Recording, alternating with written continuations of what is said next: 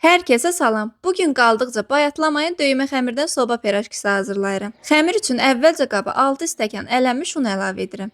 Üzərinə 1 çay qaşığı duz əlavə edib qarışdırıram. Ardınca otaq temperaturunda olan 400 qram kərə yağı əlavə edib umaçalına salıram və kənara qoyuram.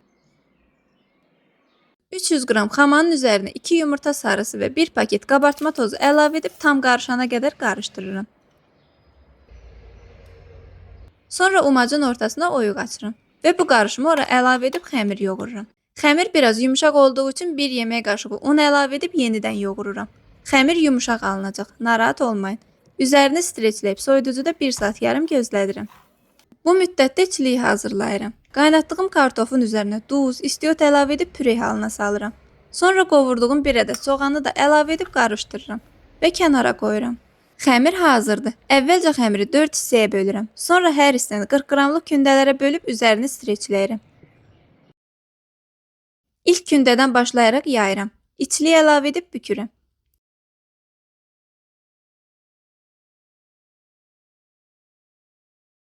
Yağlı kağız sərdiyim soba listinə düzürəm. Üzəri üçün yumurta sarısını duru yağ əlavə edib qarışdırıram və pirajkilərin üzərinə çəkirəm. Çəngəllə bəzək verib üzərinə küncüt səpirəm. Əvvəlcədən 180 dərəcə isidilmiş sobada üzəri qızarana qədər təxminən 20-25 dəqiqə bişirirəm. Və budur. Çox ləzzətli, ağızda əriyən döymə pirajkilərimiz hazırdır. Hazırlayacaq olan hər kəsə indidən nuş olsun. Videonu bəyəndinizsə like edib fikirlərinizi bölüşməyi unutmayın. Hələlik.